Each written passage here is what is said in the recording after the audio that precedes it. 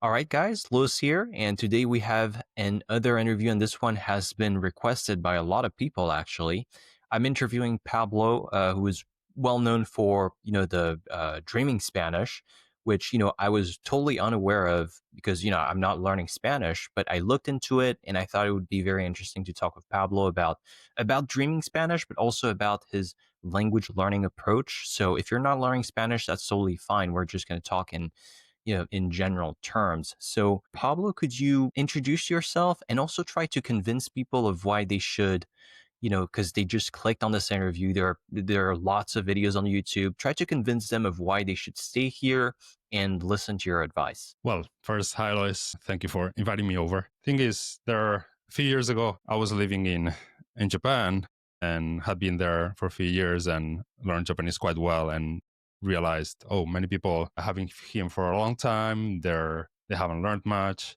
They think that's very difficult. But the way I've done it is quite simple. It's a lot of fun. You can learn without studying grammar for hours, taking exams, and really any actual study, and realized that there was an opportunity to help people learn languages in a way that's much more relaxed, much more fun, and started looking into alternative ways of learning languages and things that kind of match with the experience that I had learning Japanese. Well, the story is actually much longer than that, but I found comprehensible input. I found Stephen Krashen's theories, and I found a school that had implemented it in Thailand, where I went to learn Thai for 1 year to experience the method, to see how it works, to see if it works well.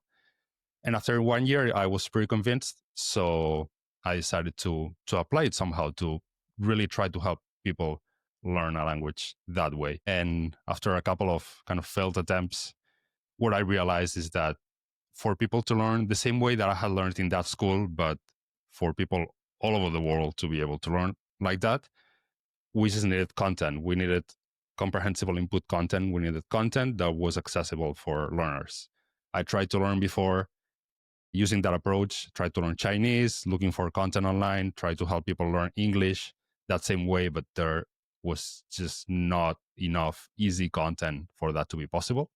So I decided, okay, that content just needs to be made. And that's when I decided to start Dreaming Spanish. And well, now we've also expanded to Dreaming French. Hopefully in the future, we can also do other languages. Oh, okay, I see. So this is going to be like dreaming French, dreaming Japanese.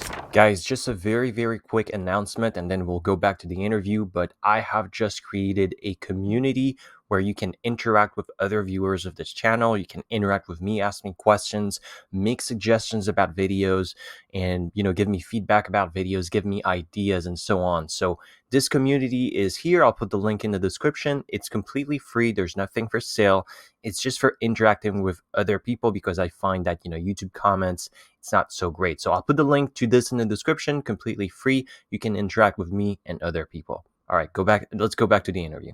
Let's talk a little bit about specifically your experience in Thailand. So you told me that you spent a year in a school in Thailand, which is the school that, Matt from Matt versus Japan talked about. Could you describe what your experience has been with this and what the end result was, especially in terms of speaking and understanding spoken Thai? Because my understanding is that this is a pretty hard language, even more so than Japanese, apart from the writing system, of course, but the tones, and it just seems harder than Japanese. Well, this school, basically you would buy a pack of hours. You could buy 10, 30, 100 hours and then freely attend any time that when the school was open, from like 8 a.m. Okay. to 6 p.m. And there were 3 levels. So you were at a certain level. You started at the beginner level, and there was the intermediate class and the advanced class. And at some point when you consider you were ready, then you could move on to intermediate, then to advanced. In most classes, other than advanced, there were 2 teachers, and the 2 teachers would be speaking with each other and also communicating to the students. And it was a bit like a comedy show a lot of the time. Like a lot of the things you were doing were kind of like comedy. They would do sketches. Sometimes we would also do games. They would be speaking Thai all the time. There was no English whatsoever, even when you started. So you just had to get used to hearing Thai being used in context. They would draw on the whiteboard. They would bring in pictures, bring in objects to make things easier to understand. But yeah, there was no English coming from them. There was no translation. You would also not supposed to write down stuff, to use a dictionary, or to do any other kind of studying. There were no exams or no way of assessing your level other than the teachers just looking at you and checking if you're understanding what they're saying, basically. And so, yeah, so you could choose how many hours you would attend. So because of that, depending on the time of the day, sometimes I would go and I would be there by myself and be the only student. And sometimes the class were like 20 people in one class. And so, yeah, I was doing like 6 hours a day, splitting it like with some rest time, and did that for a year. And in total, I attended 100 lessons, 50-minute lessons. So 1,000 hours. And yeah, went through the levels, beginner, intermediate, advanced. And yeah, it was a pretty interesting experience, both because I learned to experience what it is like to acquire a language under those circumstances. Mm-hmm. And because of seeing also the other students, what they were doing and the kind of things that they were struggling with. Right. So you asked me about the level, about how much I learned. So I'll start with that and then give you an idea of why I think that there was also some difference between different students. So when I finished there, I was at a level in which I could survive in Thailand. Mm-hmm. I could get by. I could go to a shop and ask for stuff. I could, yeah, get my point across. One thing that I remember is that by the end of my stay of my 1 year in Thailand, I had some issues with the agent of my rental apartment, and I had Mm-hmm. to leave early before the end of my contract. Couldn't find the agent. I called a phone number that it was not my agent. It was a friend or some kind of coworker of my agent who only spoke Thai. So we had to speak Thai on the phone and like figure out how I could contact the landowner to figure out like the end of the lease and stuff. And I managed to do that. And then after that, that was in 2016. I was in Thailand from 2015 to 2016. And after that, I continued with my learning. And by that point, I would say I could understand kind of simple media, simple like TV Mm-hmm. shows, cartoons and stuff. But it was kind of barely there. There were still quite a few shows that I still could understand only a little bit.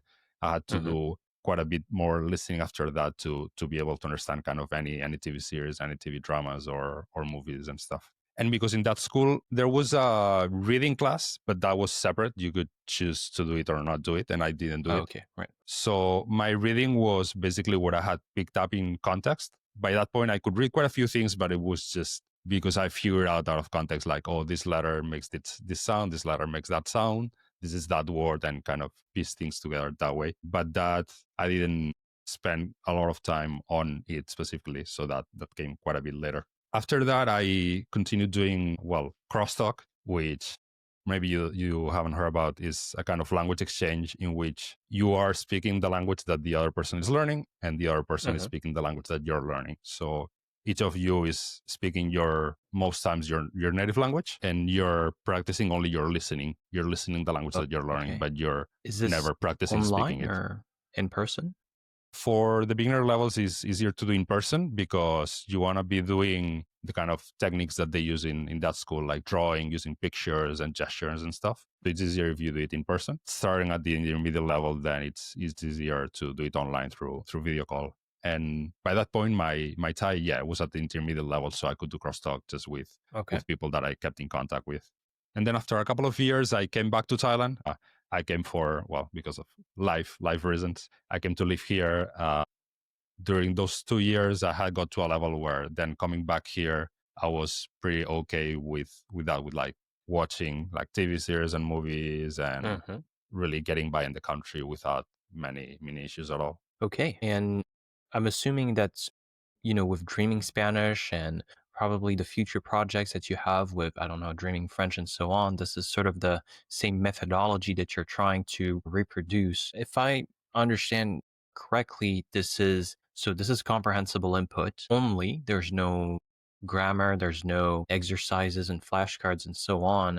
Do you think that maybe adding some, you know, deliberate learning would be beneficial, or is maybe your argument that, you know, comprehensible input on its own is sufficient and also it's pretty sustainable because people, you know, have fun doing it. So it's a better approach. Yeah, in general, I advocate for using only comprehensible input if the language that you're learning has enough amount of input for all levels, right? So yeah, the reason why we're making this content in Spanish, in French, is because otherwise it's hard to do. So if you're trying to learn a language that still doesn't have this amount of content, you may have to, yeah, to resort to other techniques to try to make the content that's out there comprehensible. Because I'm coming, I guess you know all Japanese all the time since you talk to Matt. So I come from there also. I learned Japanese that way, but without the flashcards. When I did myself, I wasn't like against it. I didn't know what comprehensible input was. I just tried it and flashcards didn't work for me. So I did only the input part. Hmm. And yeah, at that time for Japanese, it's what I had to do because there was no content specifically made for learners that was easy to understand at the beginner, at the intermediate levels. But if the content is there, yeah, I recommend doing that. Is an approach that doesn't require you to ask yourself like, what should I be doing right now? Because you just should be getting more input. You should be getting input that's interesting to you, and that's okay. It's a bit if it's a bit too easy, just make sure it's not boring and make sure that it's not too hard for your level. And that's it. You don't need to strategize here. Oh, when should I be learning this piece of grammar, or that piece of grammar? When should I be practicing this or that? I think it's something that makes the process so much easier for most people Hmm. that I would recommend is in general. Yeah. Yeah. So my understanding, according to my research, is so with Dreaming Spanish specifically, you're saying that people, and I'm assuming here it's mainly English speakers, can go from 0 to a very, very good level in Spanish in about 1,500 hours using just videos. And I'm totally unfamiliar with Dreaming Spanish, so I'm not exactly sure. So you're producing videos in Spanish that are adapted to different levels. What is the difference between, the Dreaming Spanish videos, and what about if I just, found, I don't know, some content like cartoons for kids in Spanish, for example? What is the sort of unique value proposition for Dreaming Spanish, I guess? So there are a few things in the general idea of comprehensible input. Cartoons for children can be comprehensible input. Usually they will become comprehensible input by around the kind of late intermediate or early advanced level. You can find some cartoons that become comprehensible input for you and therefore can be your one of your sources of input, or if you can find enough of them that are interesting to you, it can even be your main source of input. And our approach and our recommendations account for that and can be part of your learning. I think what we provide is first content for complete beginners. You can really just start watching content knowing zero Spanish, and you'll start picking up words. And once you know enough words, if nouns, for example, then you can start seeing how words work with other words, how they connect, and you can start really picking up stuff, which before, well, I think it wasn't possible because I tried with helping other people learn English. I tried with Chinese, didn't work. So that's the reason why I started. I really started doing videos for beginners, for people starting from zero, because really didn't exist at all. Hmm. But besides that, what you have right now on our platform, because we do have our YouTube channel, but we also have our platform, dreamingspanish.com. And there you have all the content. I mean, you also have more content. We also have a premium subscription for additional content for subscribers. But the benefits themselves are that this content is rated by levels. So you can watch a video. If it's a bit too easy, you can choose a harder level and start watching content that really matches your level. If it's too hard, the same. You can go to a lower level. It makes it very easy. You don't have to wonder if you're watching a cartoon, oh, this is too difficult. Let me find something easier. And you may spend hours looking for something easier. And you may spend, in the end, more time looking for input, for sources of input than actually consuming the input, right?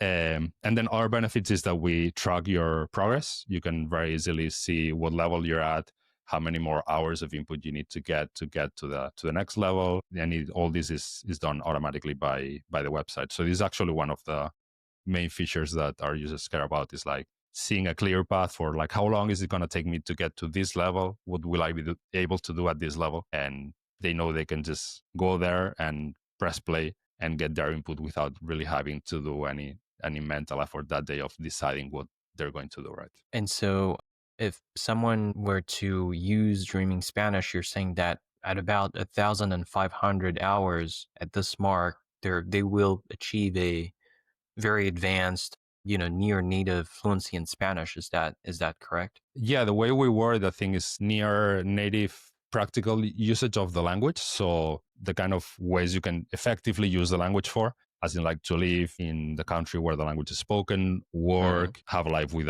even with a partner from that country, or do the things that people from those places like to do, like watching movies, read books, in terms of doing it effectively.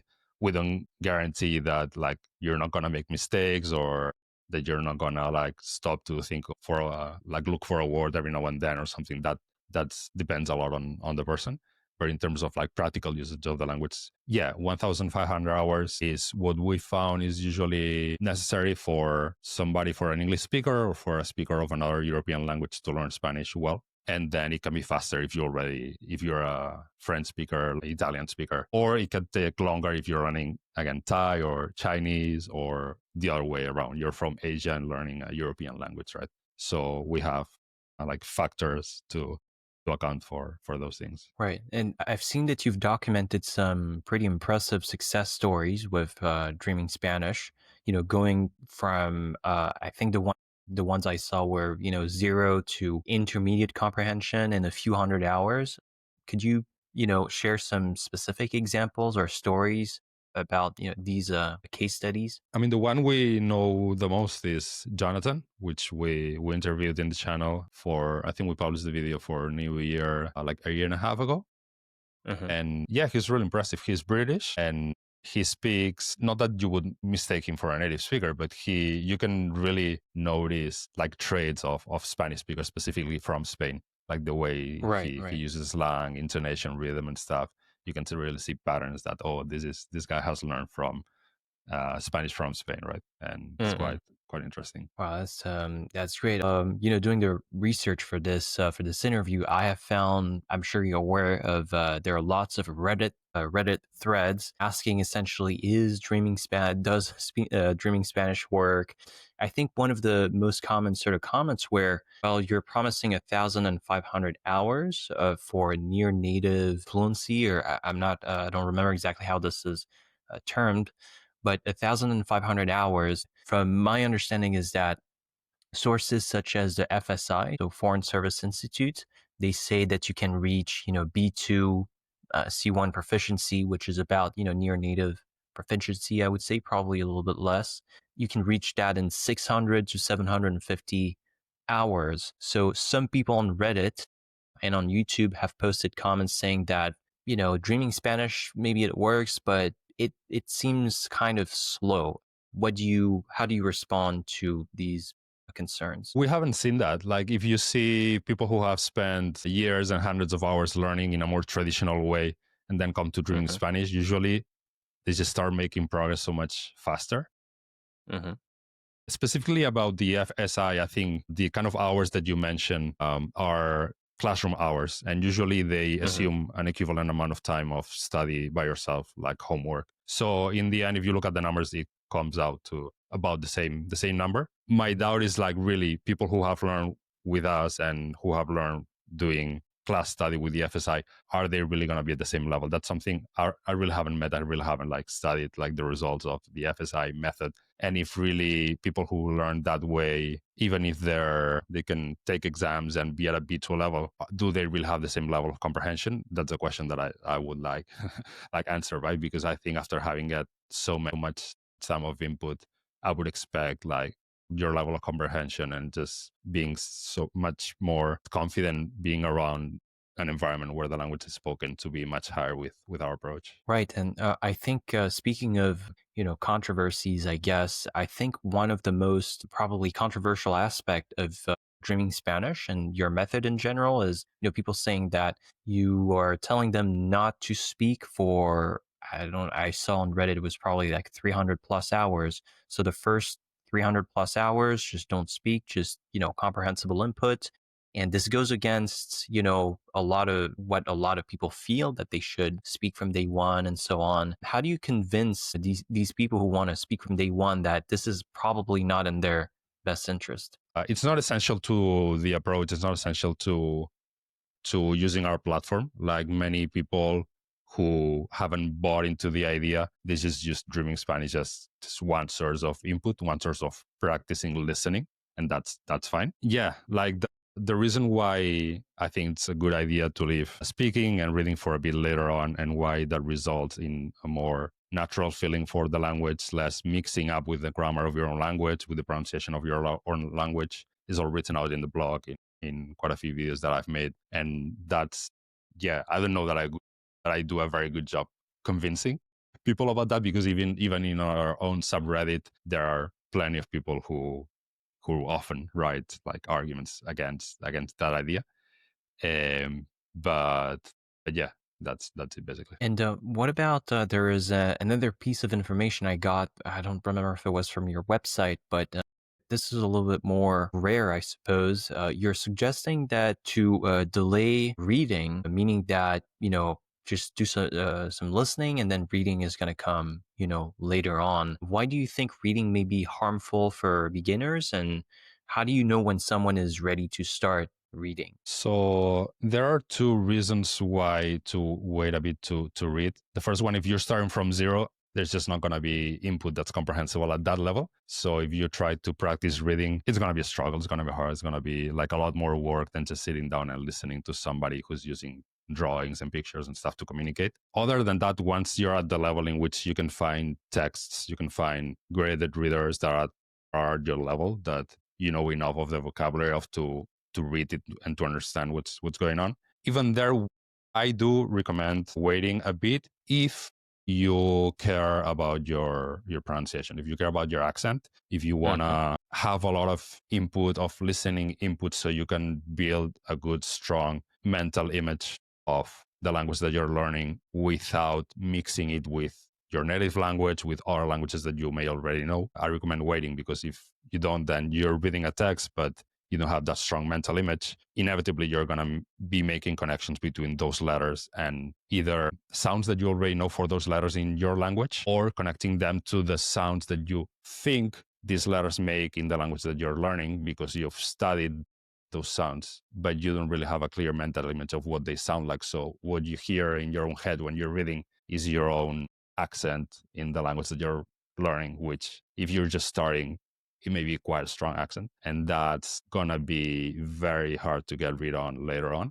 So why bother? Why not just do it later and not have to deal with then having to fix this, right? Right. So you said that you had as a project to sort of expand this method for other languages. In the meantime, for people who are learning languages, and I'm thinking specifically of languages where there's not as much comprehensible input available, not as much content. Like Spanish is sort of okay, I guess. You can find, lots of telenovelas or stuff like that are fairly interesting, although not super comprehensible if you're at a low level. So if there are people learning, more like, yeah, Thai, for example, or stuff like that, how do you suggest that they build their own comprehensible input sort of sources? Because you've done this before, right? But it seems kind of hard.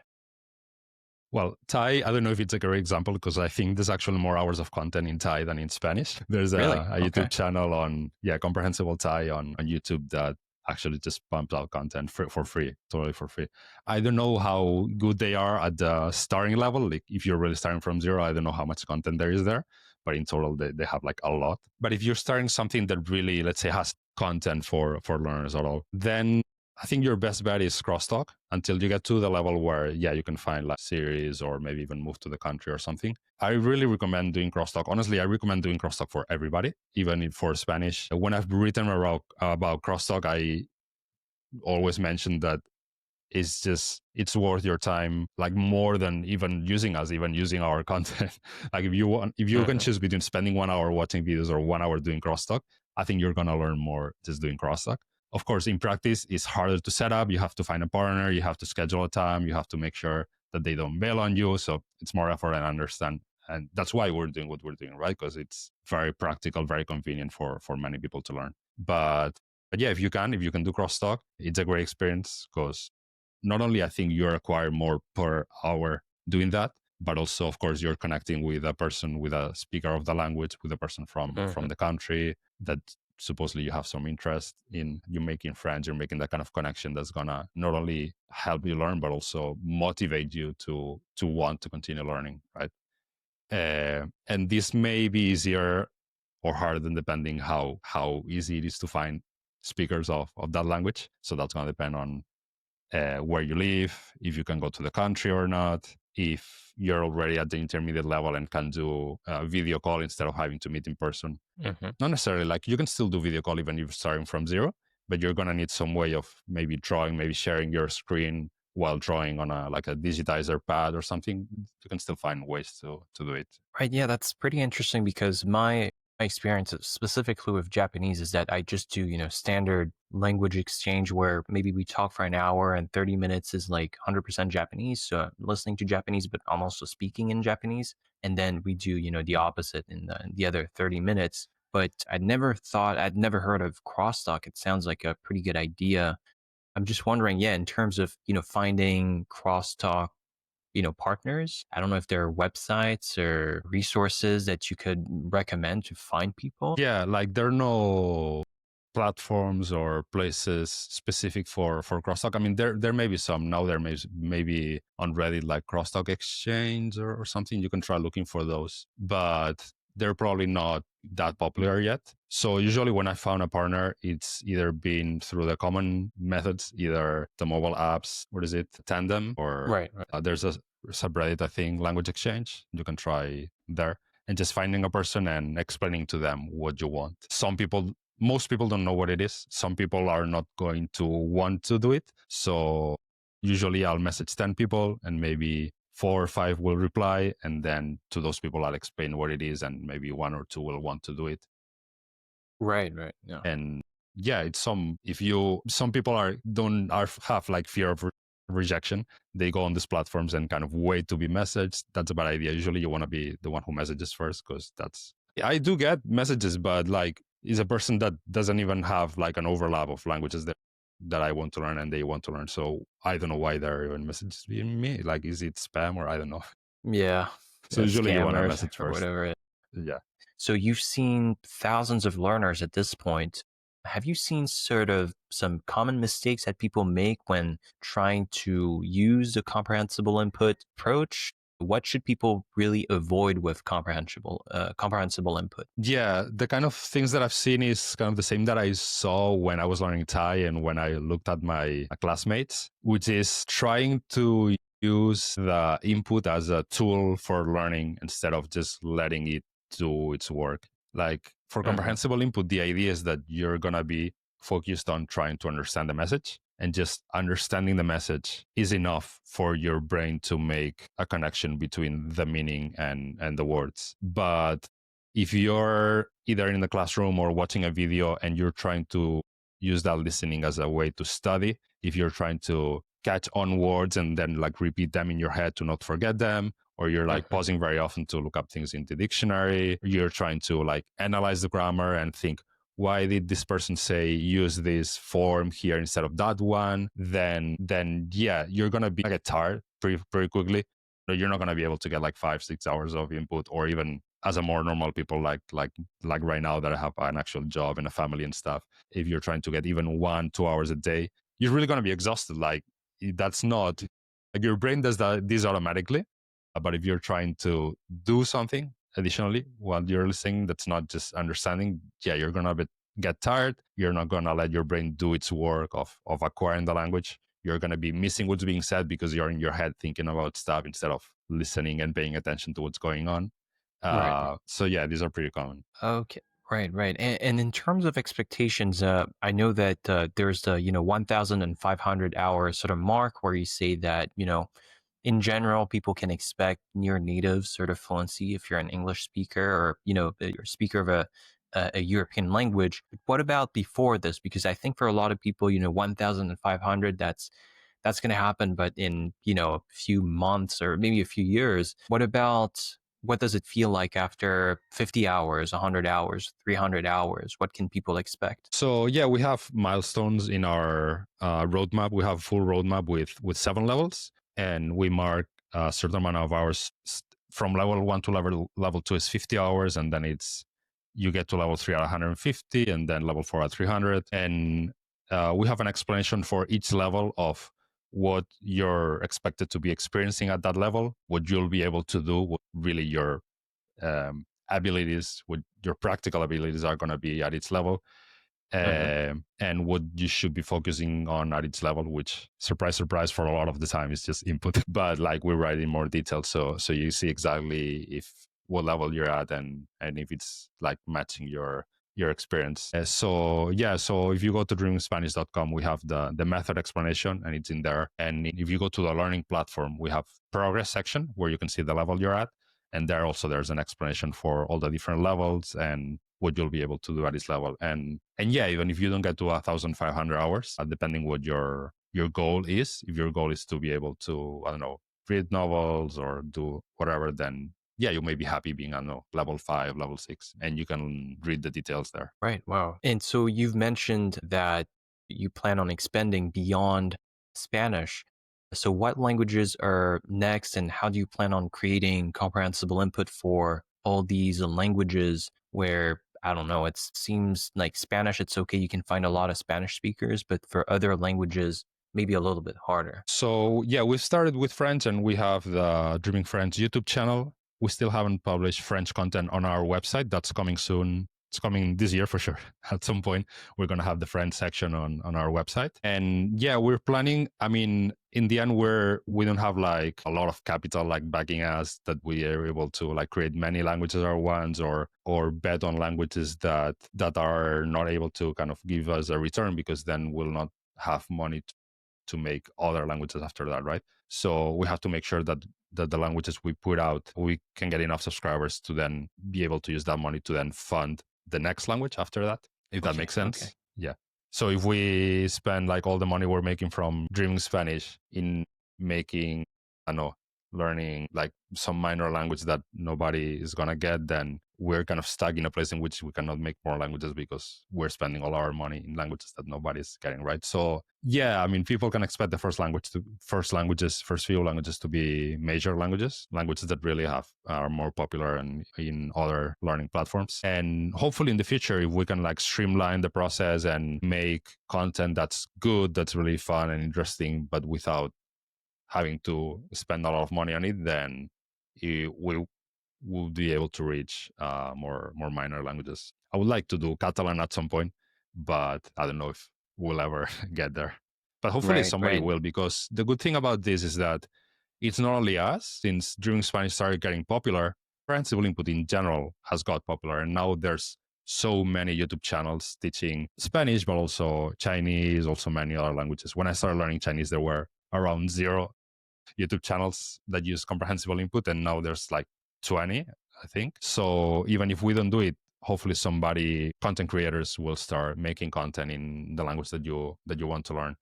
And in that case, probably it's good enough. They'll get enough students that can be their main job, and they can live off that. Right, right. And that's very interesting. Pablo, I want to be respectful of your time. We're almost at 1 hour. Where can people find you and find Dreaming Spanish and all of your projects? Yeah, so you can find Dreaming Spanish and Dreaming French on YouTube.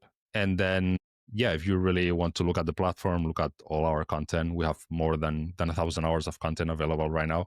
You can just go to dreamingspanish.com, soon to change once we have other languages too. But yeah, just go to dreamingspanish.com, sign up there, and yeah, you can meet all our guides. We have like really, really interesting people who are gonna become your Spanish speaking friends from now on. And we're all kind of a welcoming family, welcoming you to the Spanish speaking world. Cool, great. Well, Pablo, thank you so much. For all of the listeners, I'm going to put all the links in the description box on YouTube, on Spotify, and so on. So thank you so much. Thanks to you for inviting me.